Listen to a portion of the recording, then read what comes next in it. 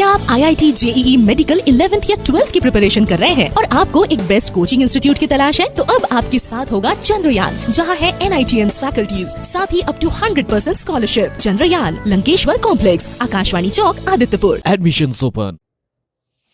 Hello everyone, my name is Manisha Roy and I'm from Chandrayaan. Today we will be continuing the topic chemical reactions and equations for your class 10. Okay?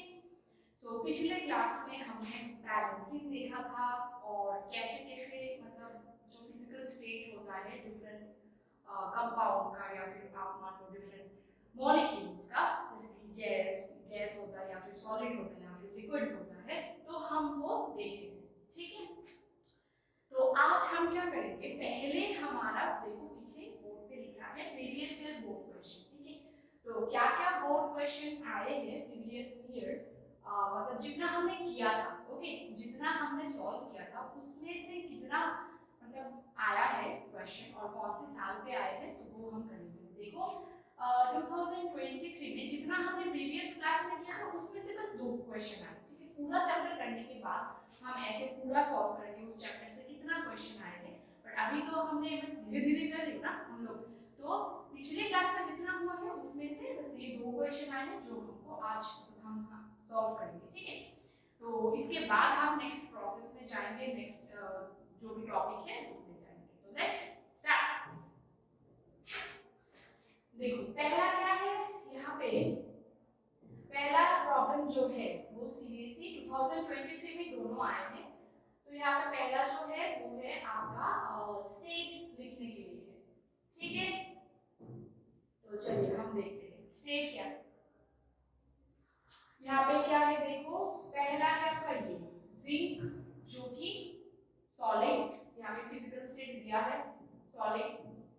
ठीक है, ये देखो ये क्या होता है हमारा फिजिकल स्टेट, और यहाँ पे H2SO4 क्या दिए हैं, लिक्विड। ठीक है, हमको फाइंड क्या करना है, ZnSO4 जो हुआ है, यहाँ पे X का फिजिकल स्टेट क्या है, Y का फिजिकल स्टेट क्या है, X और Y हमको फाइंड करना है, राइट। अब बताओ देखो, ये जो जिंक है ये एक सॉलिड है और यहाँ पे जो H2SO4 है वो लिक्विड है। ठीक है, आप एक सॉलिड और एक लिक्विड मिलके जब ये बनाया हमारा, इसका नाम क्या है बेटा, इसका नाम है जिंक सल्फेट। ठीक है, तो ये जब बनाया तो इसका स्टेट जो X है वो क्या होगा, क्योंकि जिंक एक सॉलिड है और H2SO4 एक लिक्विड है, तो सॉलिड जब लिक्विड के साथ मिक्स होके कुछ बनाएगा, उसमें कुछ कुछ पोर्शंस हमारा सॉलिड का होगा, कुछ पोर्शंस हमारा लिक्विड का होगा, राइट। तो इसको हम क्या करेंगे कि मिक्सचर फॉर्म होगा ना, उस मिक्सचर को हम मतलब मिक्सचर का फिजिकल स्टेट क्या हो सकता है, वो होगा एक्वस। एक्वस का मतलब होता है कि उसमें लिक्विड कंटेंट है। जिंक सल्फेट क्या है, जिंक सल्फेट एक सॉल्ट है, ठीक है ना। तो जिंक सल्फेट कैसा सॉल्ट है, यहाँ पे एज ये लिक्विड है, H2SO4 जो है वो लिक्विड है, वहां पे वाटर कंटेंट है। लिक्विड मतलब क्या है, वहां पे वाटर कंटेंट है, ठीक है ना। तो अगर वाटर कंटेंट है तो आप एक मान लो कि एक सॉलिड होता है, एक नमक ही सोच लो, नमक को आप पानी में मिलाओगे तो जब बनेगा क्या, सॉल्ट वाटर बनेगा, वो क्या होगा, एक्वस होगा, पूरा लिक्विड नहीं होगा, वहां पे टोटल वाटर तो नहीं है, वहां पे सॉल्ट भी है। तो उस मिक्सचर को हम क्या करेंगे, एक्वस कंडीशन जो होगा वो फिजिकल स्टेट का होगा एक्वस। एक्वस का मतलब समझ आया कि वाटर कंटेंट वहां पे होगा। अब देखो यहाँ पे क्या है, Y, ये क्या है, Y मतलब H2 का आपका फिजिकल स्टेट लिखना है। सब जानते हैं H2 क्या है, हाइड्रोजन, और हाइड्रोजन क्या है, गैस है, तो इसका क्या होगा फिजिकल स्टेट, गैस। तो X का हमको क्या लिखेंगे, X होगा आपका एक्वस और ये होगा आपका गैस। समझ आया, ठीक है। अब यहाँ पे एक मतलब इंपॉर्टेंट पॉइंट समझते हैं, इंपॉर्टेंट पॉइंट क्या है, देखो ये जो हमारे H2SO4 है, अगर ये CONC इसके पहले ऐसा वाला रिप्रेजेंटेशन अगर होता है, ठीक है, CONC.H2SO4, इसका मतलब होता है कॉन्सेंट्रेटेड H2SO4, क्या कॉन्सेंट्रेटेड, क्या है कॉन्सेंट्रेटेड, कॉन्सेंट्रेटेड मतलब वहां पे कोई वाटर कंटेंट नहीं है, वो प्योरली एक एसिड है, डेंस्ड एसिड। फाइन, वो प्योरली क्या होगा, डेंस्ड एसिड होगा, वहां पे वाटर कंटेंट नहीं होगा। और अगर कॉन्सेंट्रेटेड H2SO4 वहां पे रहा तो हमारा जो यहाँ पे जो भी फॉर्म होगा, ये जिंक हो या जो भी फॉर्म होगा, वहां पे एक्वस नहीं होगा। ठीक, कॉन्सेंट्रेटेड अगर हो तो जो भी आपका मतलब जो भी फॉर्म होगा वहां पे वाटर कंटेंट नहीं रहेगा। कॉन्सेंट्रेटेड का मतलब होता है water content is not available in that particular substance. ठीक है, और अगर कुछ ना मतलब एक होता है CONC और एक होता है आपका, ऊपर में लिख रही हूं मैं DIL dot DIL double dot. ठीक है, इसका मतलब होता है आपका डाइल्यूट। ठीक है, एक L होता है।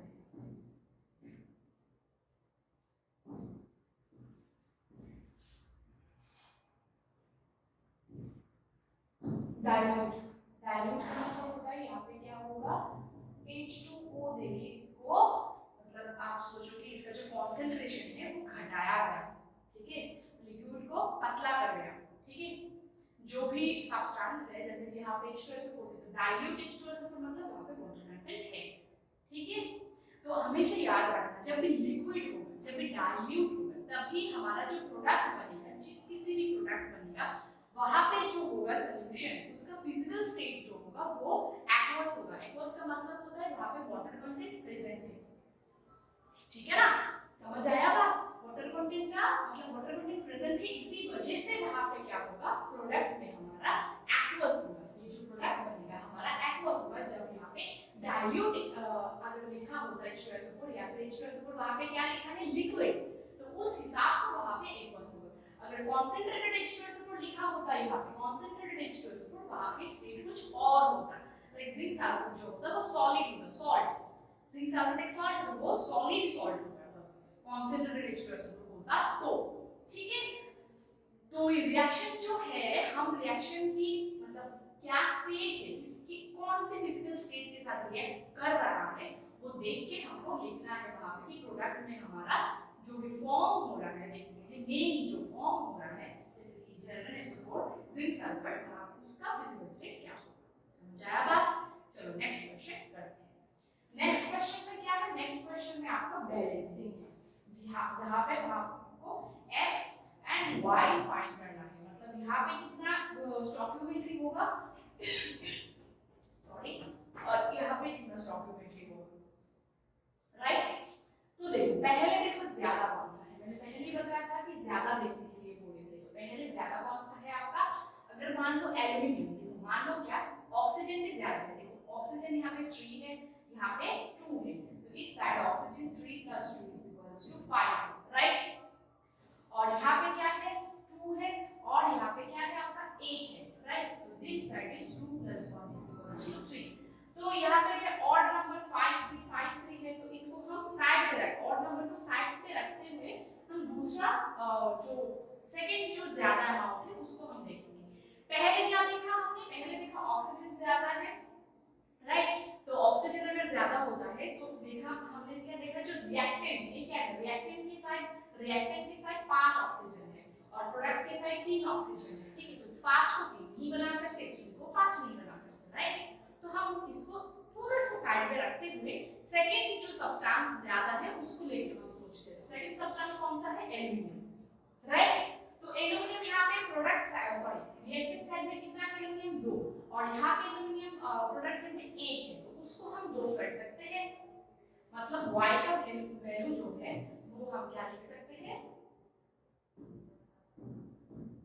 y का वैल्यू हम लिख सकते हैं = 2,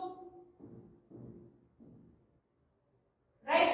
तो अगर y का वैल्यू हम 2 लिखे तो यहाँ पे क्या हो जाएगा, 2Na हो जाएगा। तो यहाँ पे तो है 2Na, ठीक है ना, 2 सोडियम 2 एल्युमिनियम हो गए, यहाँ पे 2 एल्युमिनियम है।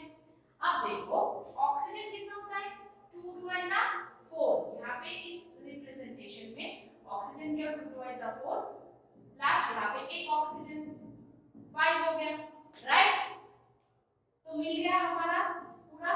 तो हम अगर इस इक्वेशन को लिखते हैं विद बैलेंस्ड तो हमारा क्या आ जाएगा,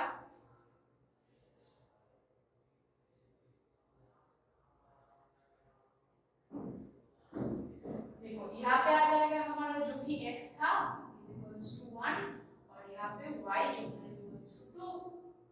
ठीक है, तो आ गया हमारा, देखो बैलेंस हुआ कि नहीं, ठीक है ना।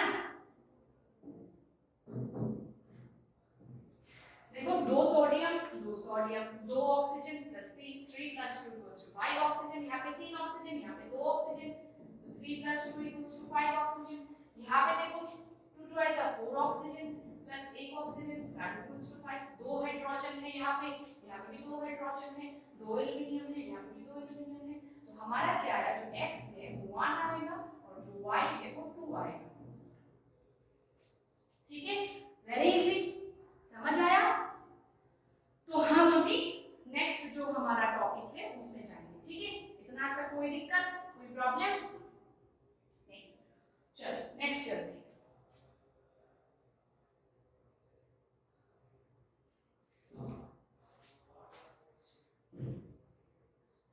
कोई भी प्रॉब्लम होगा, कोई भी अगर आपका कोई प्रॉब्लम हो रहा है किसी चीज में, तो you should at least give comment. ठीक है, यूट्यूब में जो वीडियो अपलोड होता है उसमें आपको कमेंट करनी चाहिए।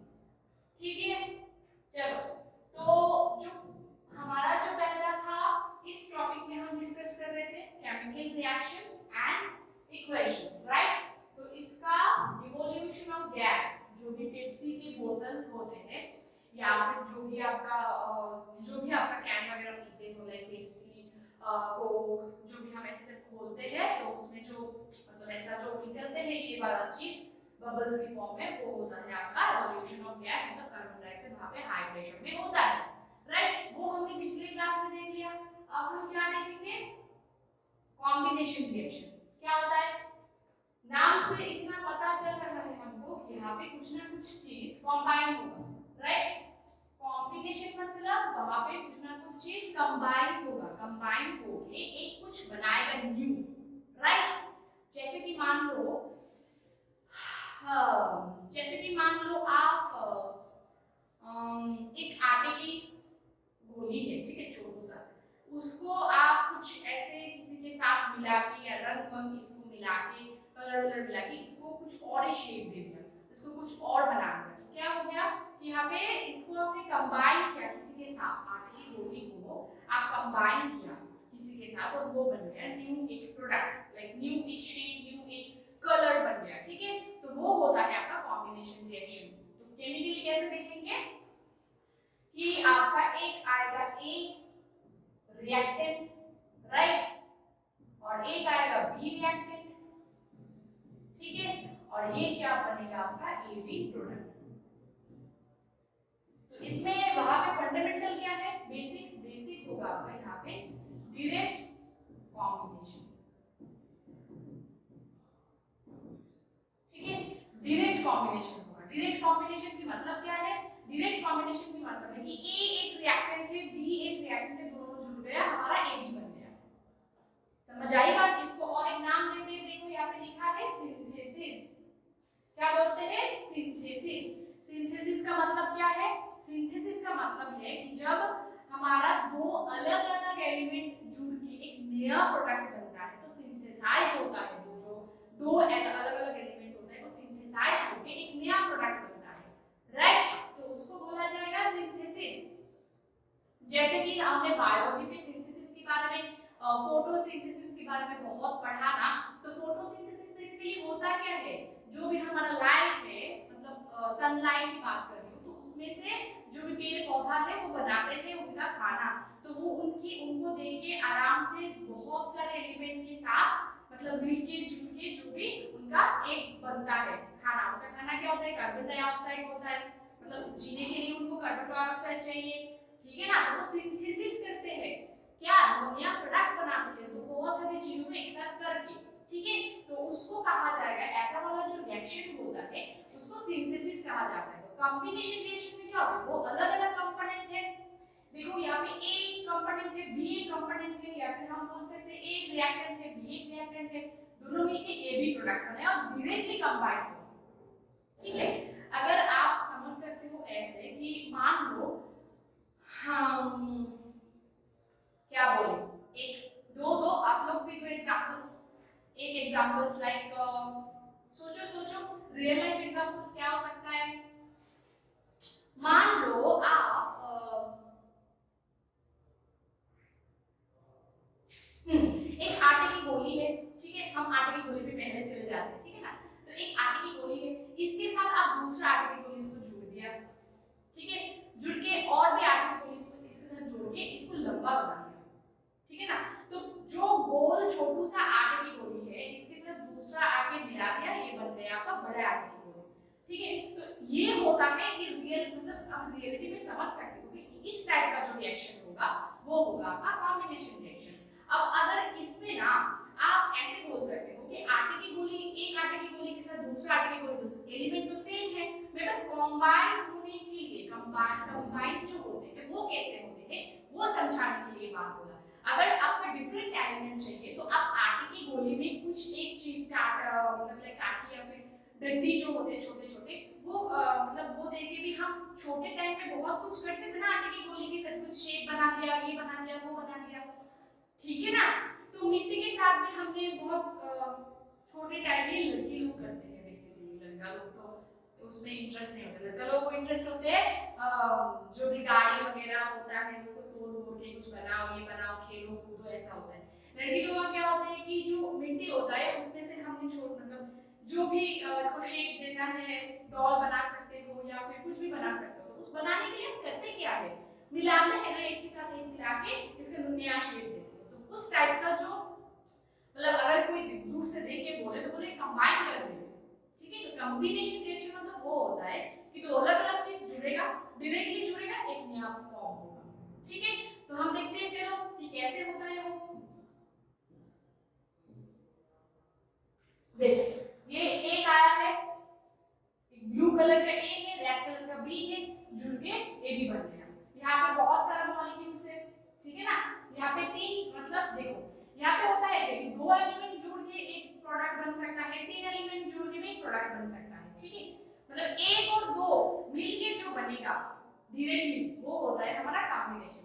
यहाँ पे दो एलिमेंट जुड़ के हमारा बन गया ए बी, यहाँ पे तीन एलिमेंट जुड़ा है, देखो ये दोनों मतलब ये तीनों एक सेम कलर है, मतलब तीनों है आपका बी और मिडिल वाला पोर्शन है आपका ए, मान सकते हो ऐसे, ठीक है ना। तो यहाँ पे तीन मिलके एक बना, यहाँ पे दो मिलके, ऐसे होता है कॉम्बिनेशन रिएक्शन, ठीक है, बस जुड़ गया डायरेक्ट, ठीक है। तो ये रियल लाइफ में तो हमने देख लिया, अब केमिकली हम देखेंगे तो केमिस्ट्री में एलिमेंट के साथ या फिर मॉलिक्यूल्स के साथ कैसा होता है वो हम देखेंगे, ठीक है।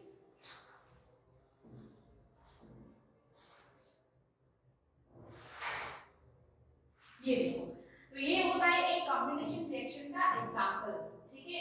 तो इसका डेफिनेशन क्या हो सकता है बेटा, इसका डेफिनेशन होता है आपका जैसे कि